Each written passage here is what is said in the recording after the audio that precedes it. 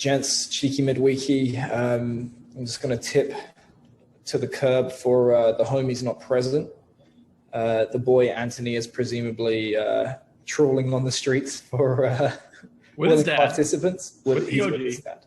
He's with his dad. And young Terrence is in camp, seeing how high he can push athletes on GPS and live to tell the tale.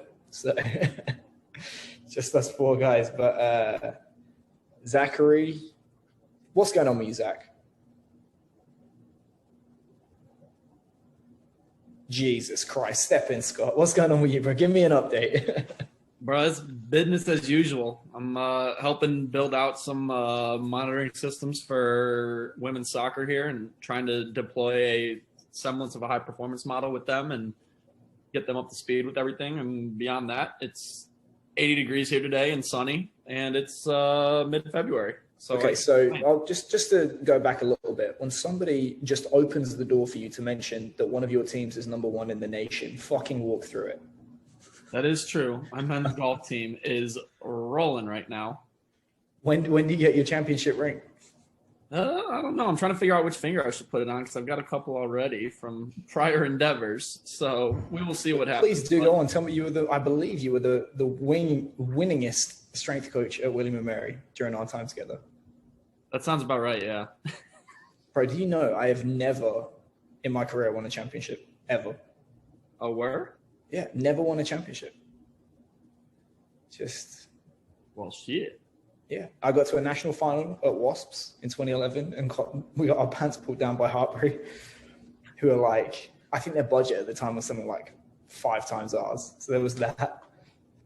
The next team I was with avoided relegation. I suppose Sydney Roosters, we won the World Club Championship, but that's just like, it's almost more meaningless than the Australian League because it's way harder. And yeah, man, the goal with Argentina was just to not eat shit every day. And then the team I went to in Japan, the year before I got there, they played for the Japan Top League, and they had to kick 2 points at the end to win. And apparently it was an absolute sitter. Francois Stain apparently missed it in front of the sticks. And it cost each of the guys 80 grand in bonuses. So that was like, I came there and they're like, yep, we're going to win it this year. We ended up finishing ninth in the table, and somebody leaked to the media that I was the worst thing to happen to the club in 25 years. Oof. No, yeah, my golf team's number one. Tennis team's in like the top 15 right now. My Olympic hopeful diver won Pac-12 yesterday on the 1 meter. She's got 3 meter to today or tomorrow, and then she's got platform tomorrow. So is it different days? They don't all do it in the same day. Oh yeah, they go. It was like 1 meters for women on yesterday. I think today was 3 meter for men and women. Platform for the women tomorrow, and then I think platform for the men on Saturday. Platform's a 10 meter, right? Yeah. Have you gone off that yet? I've peered over the edge and felt my stomach drop into my ass promptly, so I will inoculate my way up there. And you know it's real when even one of the divers is like, yeah, if I'm going up, I just have to walk straight up, set myself up and go. He's like, I don't go up there and just hang out. He's like, it still scares me to death. So, bro, did you know it's actually rugby in the UK is only the 3rd highest sport for paralysis, and the 2 above it, one is diving and the other is equestrianism. Oh shit. Yeah, that was always like my pet response to people when they're like, oh, rugby's so dangerous. I'm like, well, safer than diving. Zachary, how many championships have you won? Let's see. 2 as a player. Is that it? Just 2 in 4 years. 2 as a player. We won a Big Ten championship when I was at Ohio State. I mean, bowl games. I mean, I guess those are whatever. I mean, they're like fucking throwing a rock and hitting a bowl game, so whatever. Lost the state championship in high school, so yeah, two out of 4 in college, and I've played for some others. So you're like 20 years old, and I'm 35, and I've got none. Yeah, thanks for that. Sorry. So I'm like three for like, I don't know. Maybe that's why I look like I'm like the reverse strength coach Benjamin Button. JJ, what championship have you won besides being the champion of Scott's Heart? Near and dear, by the way. Near and dear. The team I play for got promoted last season, but I mean... Which team do you play for again? Taunton Titans.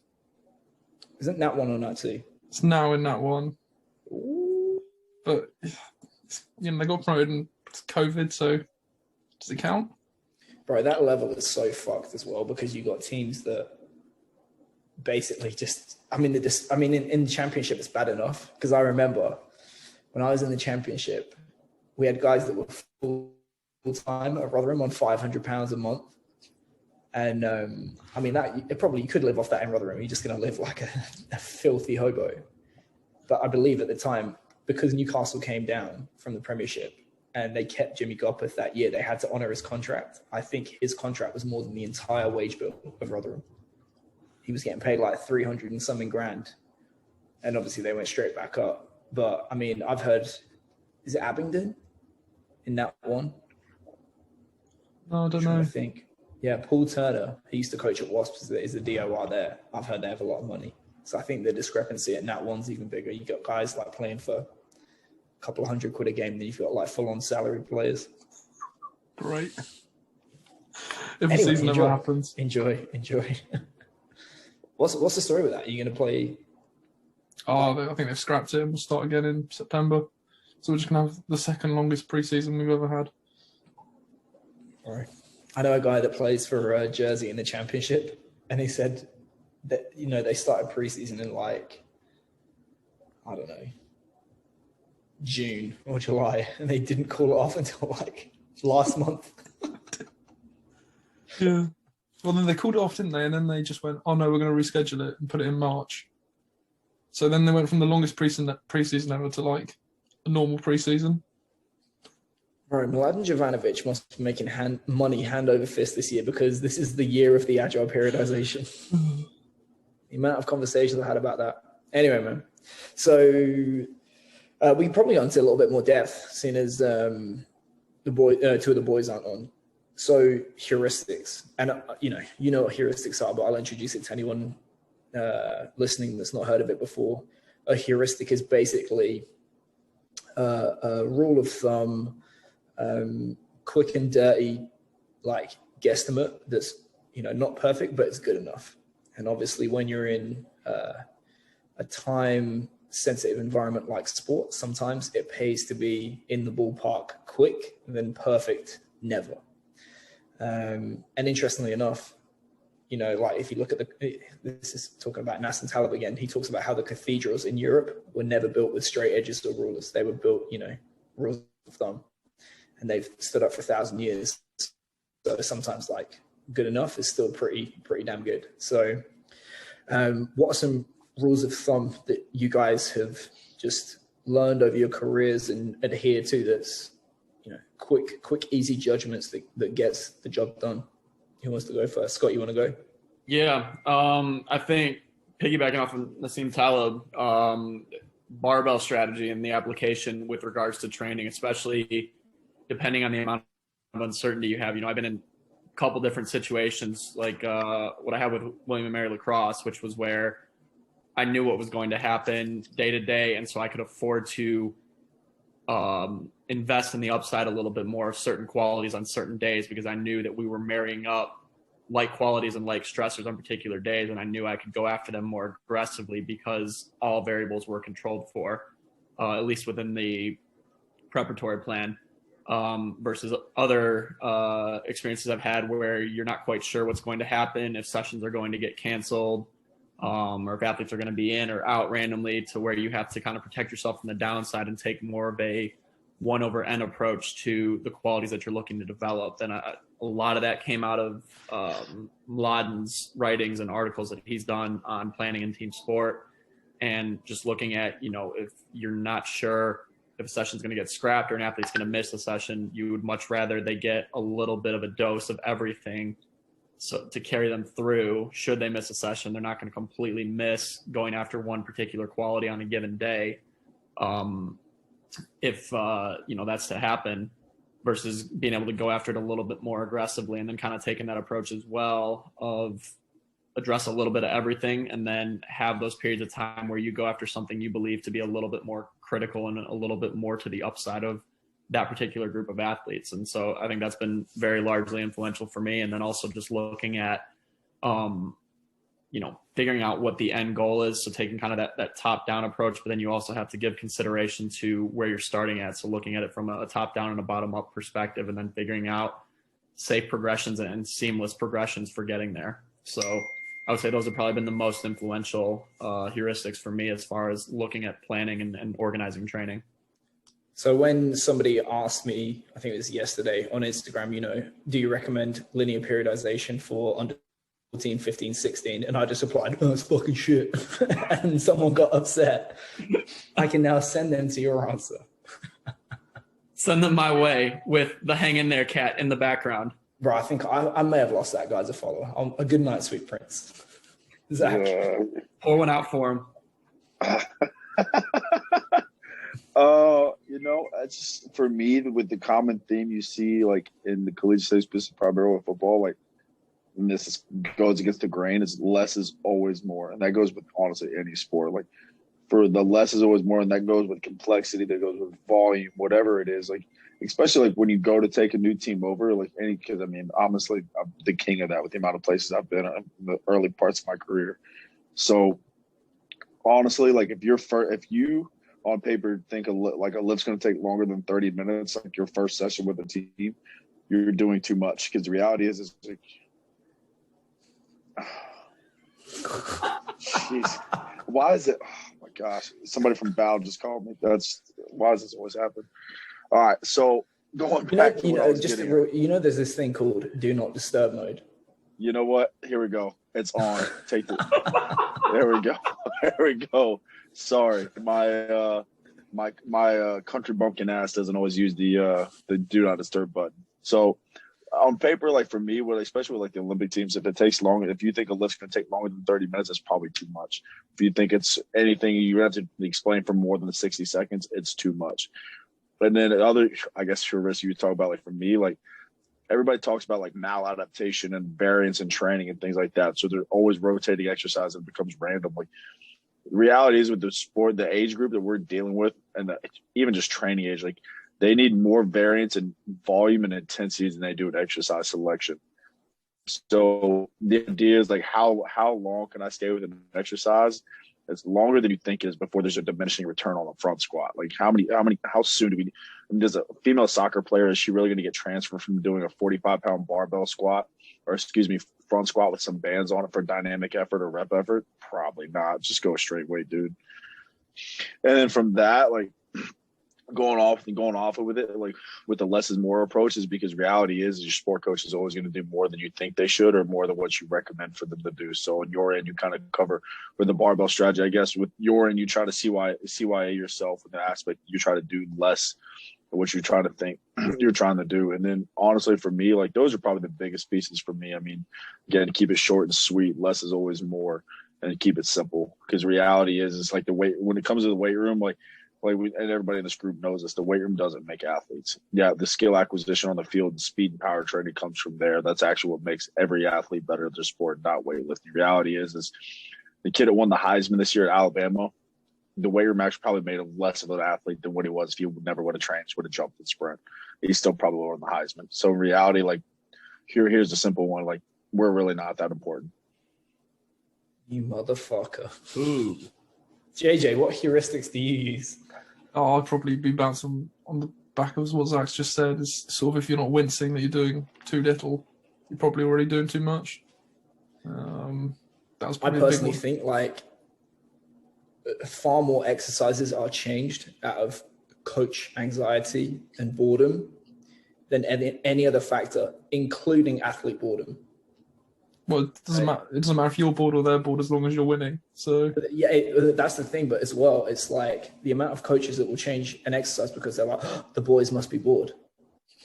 They're probably not. Like most of them can't remember what they ate for fucking breakfast. It's just like, so what I'm interrupting yours, but like one of the things I always try to do is, like a 1x20 is to write enough programs, but by the time they roll around to it, they forgot what session A was. So then it's like, it takes 4 months to be like, have we done this before? Yeah, the way it's like similar to that with 1x20 is we sort of drip fed it in.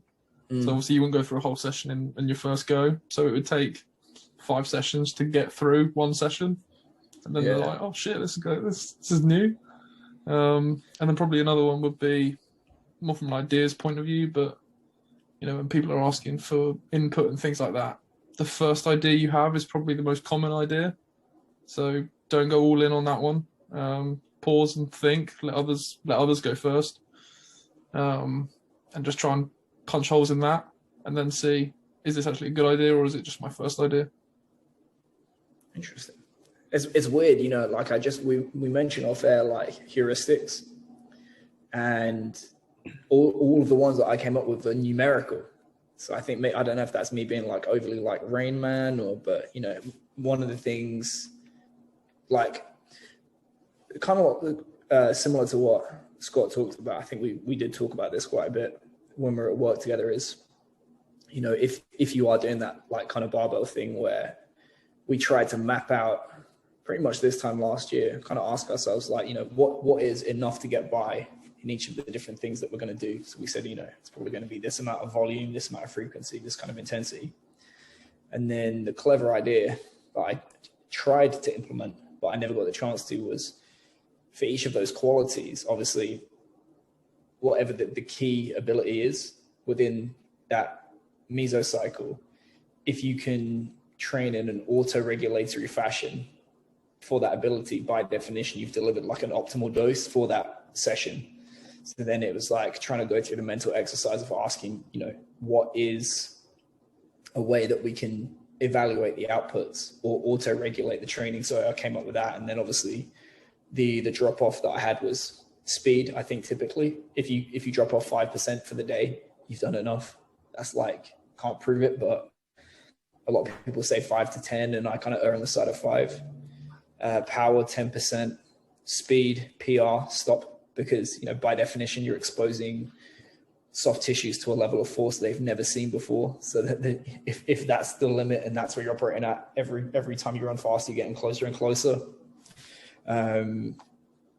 Just because a guy that we know, we're talking about load today and what's too much too soon, all that kind of stuff. Again, I just pulled the number out my ass, but it seems to work every time I run it, which is how much do you do in week 1, and not be afraid that you're going to break guys. And my rule of thumb is look at the hardest week from the year before and cut it in half. And then that's what you do in week 1. And from there, I try and progress 10 to 15% a week. 15% is a tough jump. And anything above that normally is just, it can be done. It's just, you seem to pay a much higher price when you do it. But I kind of like that 5% is just so small. You can't even notice the improvement. And it's too small of a jump for you to be accurate in jumping that load up. And 10 to 15, I think, is like the sweet spot. And then obviously, like, again, it's just pulled out my ass, but asymmetries. Whenever I've done a return to play, I always look for like less than a 10% asymmetry, which I think in field sport athletes is fine. If I worked, for example, with the number 1 golf team in the nation, maybe you might see more asymmetry just because, it's inherently asymmetrical sport, or pitching in baseball, or, even hitting in baseball, just specialists in football. But those are some of the ones that I looked at. And it's interesting, like what you said, Zach, with, it's always better to undercook them. I think that's like a Buddy Morris one that I've stolen from him. He's gone. But, I'm back. Yeah. If you can train optimally, but what happens if you train optimally, i.e. you expose them to more stress, and then suddenly sport practice just gets way out of line. It ceases to be optimal. So it's kind of like, it ties together what you and Scott said, which is the more unpredictable the environment, the more room you need to leave in case optimal ceases to be optimal. So it's like always better to undertrain than overtrain. Because if you kind of like look at that inverted U, like that, in theory, you can undertrain and overtrain by the same amount and it might yield the same adaptation. But in reality, when you overtrain, you desensitize to the stimulus and you take on more risk than if you undertrain a little bit. So I think it's always good to leave a little bit in the tank, which is heresy in football. Eric said something to me very, I guess, formative when I first got to William and Mary with him, was just like his initial experience working with, I think he had like basketball and lacrosse over that first summer, and he was assisting with football periodically. But he said that his experience in those couple of months just made him kind of realize, like, because those kids are so academically oriented and generally stressed, that you would probably be addition by subtraction to just give them a little bit less volume than you generally think, and that they will probably reap better adaptations than if you go at it with a more conventional training program per se. And so I do think that's why we saw, at least with lacrosse, saw the major physical improvements that they saw in their 2 years with me. And then with football, we saw them either maintain strength or PR on their strength levels through that first spring ball, where we really had no influence on what was going on in practice. And it was just grab our balls and hold on for dear life and hope the kids didn't break. And even we came out the other side of it, and they were doing 2 sets of auto-regulated strength a week, where they were self-selecting loads between like 60 to 75%, and retested them out the other side of it, and they PR'd. And it was honestly probably because they weren't getting wrecked in the gym, and it was such a low-level stimulus for them that it gave them the chance to adapt to the other stressors and accommodate them, and actually realize developmental improvements as a result. And so that's always one stuck with me. Yeah, one of the things that I took from Jay, probably since like the first day I met him, which was like almost 10 years ago now, which is, how do you know what enough is until you've done too little? And again, it's one of those things where what you think is enough is probably still too much. Like you can do, we did 2 sets of strength, lower body, upper body per week, I think we did. Or it's like, just an insultingly low amount. When I was in Japan, I had guys doing 10 working sets in a strength session. So we did 1 strength, 1 power. And the strength session was like 10 working sets a week, and guys were still getting stronger. So again, it's like that coach anxiety. And interestingly, you talk about that. That phrase, like, people overreact in the short term and underreact in the long term. The same is true of training loads. Because if you remember, week 1 or day 1, day 2, day 3 of camp, or like a spring ball, is always absolutely fucking nuts. And you're saying, no, less. But by the time you get 2 or 3 weeks later, you're actually the one saying, hey, can we be on the field long? Because we need to get up to these volumes. And, every practice ends up being that kind of like 2-hour thing. It's very interesting, like looking back on it. Well, and that was what we saw in spring ball round 2, was like we started out great. We were to the minute with the durations, and then we're like, we can push this along more.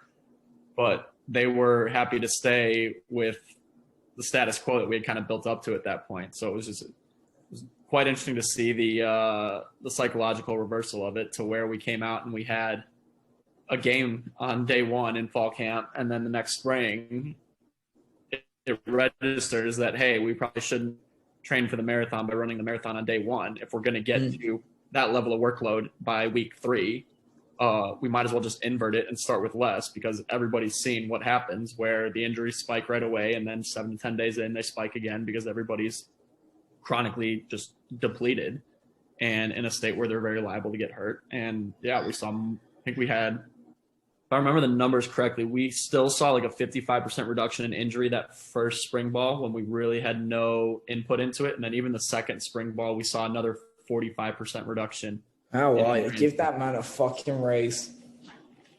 I mean, Zach, you've been involved in a lot of football teams. Let me ask you a question. Right? I got you.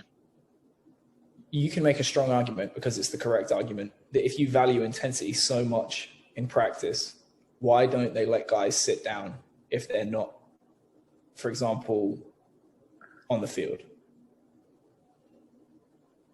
I don't know. It's the same principle of like why do guys have to stand up? Why can't they bend over? Why can't have you ever heard of it? Have you ever heard of a team do it or no? Of what? Of like letting their guys sit down? Yeah. I've not. And even then, like to me, just like the reality is like without them like putting chairs and bleachers outside and shit. I mean, I've seen a lot of teams where like they won't let kids like take a knee at practice, like just in between like set like series between plays. And in my mind, that's kind of the similar concept where it's like you might get a better output. But to like me, I think it goes back to like the conversation where we've all collectively had, where it's like a lot of coaches, specifically in American football, would rather like be prideful, know that we worked really hard and like almost won, than do too little, like actually see like, hey, if we do less, then we might actually win, because that whole concept. But even kind of going back and like touching back on all these different things, it's interesting. Like you talked about the bell curve of kind of overtraining versus undertraining, and the out of like stopping at the kind of Charlie Francis rule of getting a PR and stopping is when kind of coming up and learning from like Al Miller, like learning kind of that being one of the big influences for me. Is that something he always talked about was anytime a kid has a PR, whether it's a jump or weight in the squat, bench, sprint, anything like that, like immediately stop, like from a tissue stress capacity, from a central nervous system capacity, things like that. Like they just have an out of body experience, so you immediately need to stop. And even then, like if you're, and naturally with them being like, and even me coming up, like naturally being more towards like a percentage based program, even then it was always taught that simple heuristic for like myself is just because old boy hit 455 on squat and he had a 50-pound PR on squat doesn't mean the next mesocycle or the next microcycle you immediately adjust his PR or his maximum to 455, where it's an easy stabilize adaptation. Yes, absolutely. Where it was like, hey, like the rule of thumb I learned from him was 5-pound, 10-pound jumps on his max every single week until it stabilizes. Or even then, where you guys were kind of talking about practice, where you talk about like reductions or the maintenance volumes and things like that. Another school I was at was, and I won't say where, but the watch out the fact that we were playing 4.5 football games a week in practice, like early on in the season. Yes, I won't say where. I'm talking like 33, 36 period practices. Our guys were on the field between like walkthroughs. By the time coach got done talking, we were on the field for 4.5 to 5 hours. Fucking hell. Yeah. So, and you get there, it's like, okay, the guys eventually, like, granted, like injuries are through the fuck. Nah, they're not terrible, but they're not good. Right. That being said, our guys end up like adapting to like the expectation of the practice model. And then finally you get a coach to like say the hardest week of practice within a 72-hour period, you get a 33 period practice, then a reduction on the third day. But on the second and third day, you have your 2 ACLs of the year within your 3 to 4 hardest days of practice or the entire season. Is there not a correlation to that? But even then, you're like, you show this to them. They're, oh, well, we need to do less.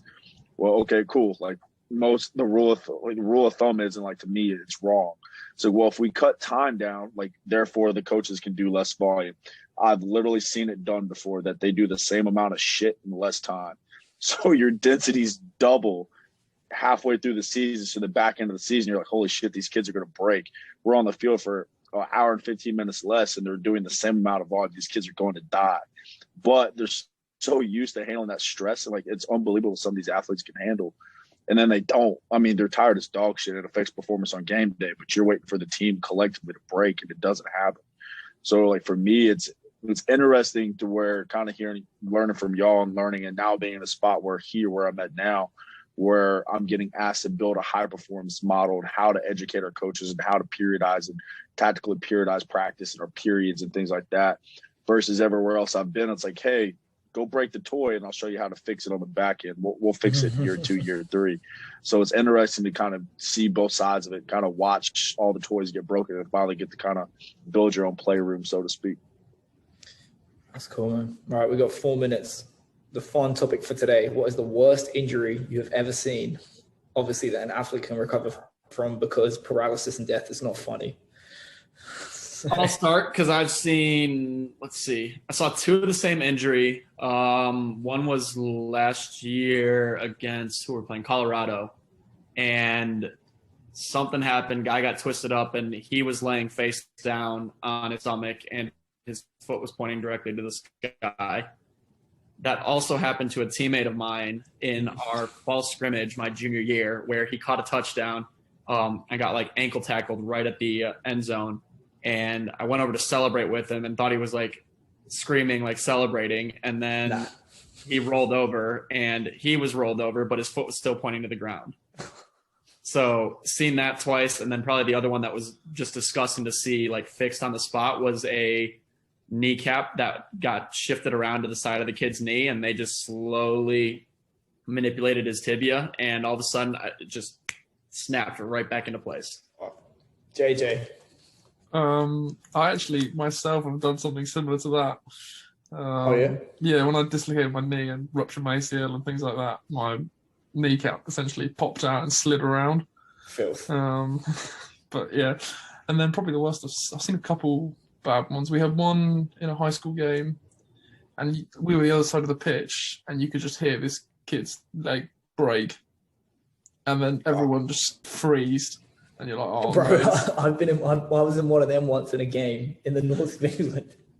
This kid from Leeds Met snapped his tibia.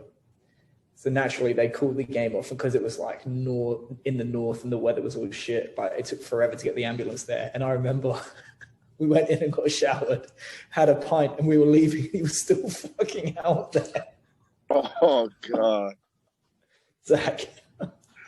I would say, obviously, it's funny we're all talking the same injury. I would say two worst I've ever seen was one in high school. One of my teammates had a defensive lineman make a. I think they slanted on a pressure, and he ended up getting a tib fib fracture. Kid put his helmet right in his fucking shin. It was an open fracture, so he's squirming around, flopping like a fish with his fucking tibia hanging out of his fucking skin. That's pretty gross. He ended up coming back and playing O-line in Indiana. Then the following year, 3 years later, our starting quarterback, my true freshman year, we were Illinois. He drops back, D lineman falls into his plant leg, and I shit you not, he's laying on the field, and his fucking leg is a sponsor for Sesame Street. It's the shape of the L, right? Tore everything. Munchie Legault, one of my favorite people in the world, he ended up coming back and playing the following year, but I thought he wouldn't walk again. It was by far I remember standing there the pit, my soul in the pit of my stomach. It was so gross. But yeah, just seeing the fact a human's leg had been in that shape. I mean, I thought Big Bird was going to come out, tell us what happened. It was so gross. All right, I'll finish up real quick. I didn't see this, but it was reported, right? It was a coach that raced an athlete, pulled one hamstring, flattened the other leg, pulled the other hamstring, fell over and dislocated his shoulder, and was out for 6 months. Oh, God. All right, we're winding up. Go by Team Builder. Cheers.